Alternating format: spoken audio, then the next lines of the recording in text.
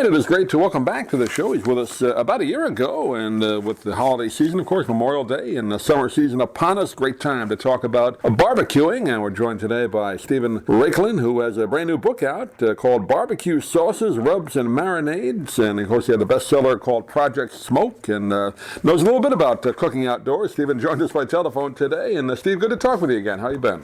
Great to talk with you. This is the time of year, I guess, is your busy season, like tax season is for H&R Block. This is big for you, right? Coming into this weekend. Oh yeah, I've been did a satellite media tour yesterday. I've been on the radio all morning this morning. But you know, for many people, Memorial Day is the traditional start of barbecue season. Well, for the rest of us, we've been grilling all winter, and this is an opportunity, to actually start grilling in good weather.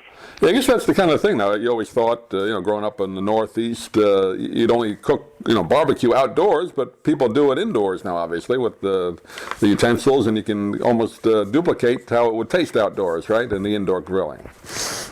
Well, you can, and one very important tool for making grilled and smoked meats of all sorts taste fantastic wherever you cook them is a full mastery of rubs, butters, pastes, barbecue sauces, all of those flavor building blocks that the great pit masters and grill masters around the world use to take their barbecue to the next level.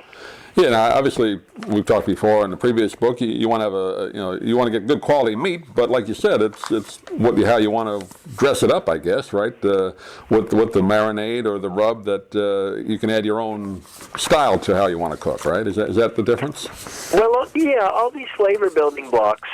First of all, they give barbecue a regional sense of place. So a barbecue rub in Kansas City, along with a sweet smoky barbecue sauce, will identify that meat as coming from Kansas City.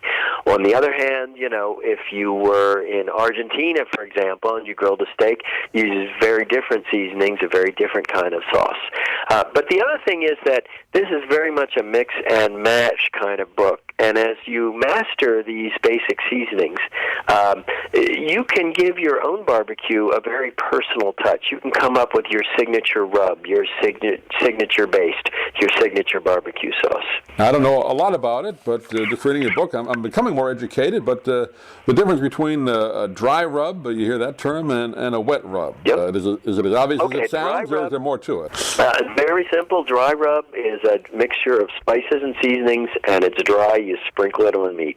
It's great for fatty meats like baby back ribs.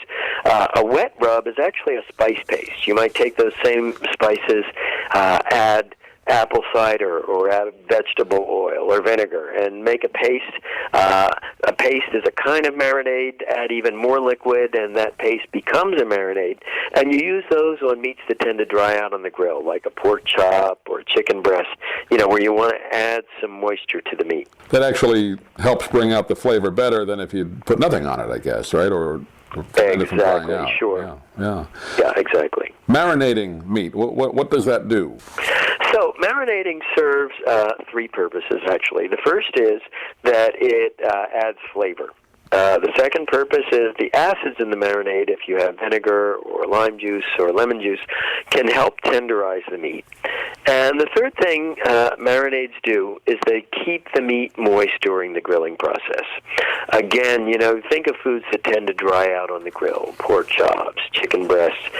When you marinate these ingredients, your food will just taste moister when it's grilled. And barbecue sauce, I guess, like you said, with the rubs, that's almost regional, right? What you put in the barbecue sauce. I guess tomato base is the big ingredient, but everything else is up to you, right? Well, it depends where you're coming from. If you're coming from Kansas City or Memphis, it's tomato based.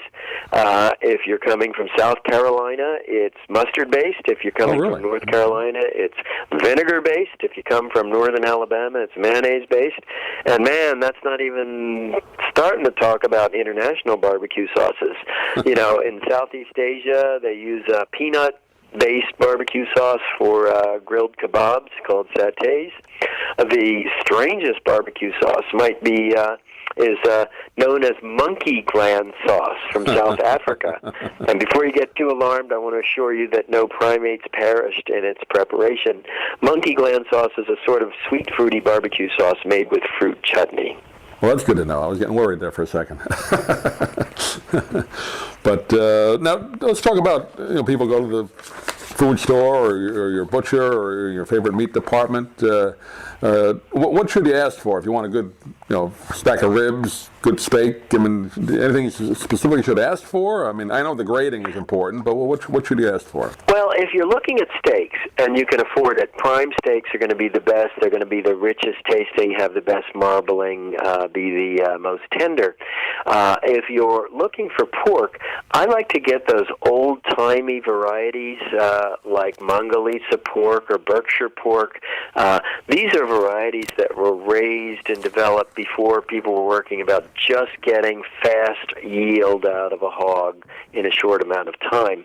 When my wife and I buy chicken, it's only organic chicken. We only buy wild seafood. Why? Because these ingredients, these meats taste better, and they're also better for you and better for the environment. Yeah, we didn't even mention seafood is obviously part of barbecuing as well, right? It's not just beef and chicken or pork. I beg your pardon, sir? I was going to say seafood is also a part of barbecuing. I didn't mention that before, but that's also shrimp, I guess, and different type of fish, right? Yeah, absolutely. And, I'm glad you mentioned shrimp because, shrimp actually can be pretty dry and rubbery on the grill, but if you add the right marinade, they come out delicious. Well, the name of the book is Barbecue Sauces, Rubs, and Marinades, and really filled with over 200 great recipes in the book. And we've been talking with Stephen Raichlen today. And Steve, go to your website again if people get more information about the book. Sure. It is barbecuebible.com. That's BARBECUEBIBLE.com. Great. Stephen, great to talk with you again. I'm sure we'll do it again next year. You'll have another volume out. We'll look forward to reading that. But happy holiday to you, and we'll talk to you again soon. I would like that. Thank you very much. Good talking to you. I'm Stan Brock. 30 years ago, I formed Remote Area Medical to help people overseas. But then we found generations of families in America isolated by poverty from the health care they need. Together, we can take dental, vision, and medical help to 1 million adults and their kids, right here at home in the United States of America. If you'd like to order the book we're talking about, please go to DougMilesMedia.com and enter the author's name in the Amazon search box. Thank you for listening. Please come back soon for more conversations here at DougMilesMedia.com. This has been a presentation of Doug Miles Media, all rights reserved. You can listen to or download previous programs at iTunes, Stitcher.com, or DougMilesMedia.com.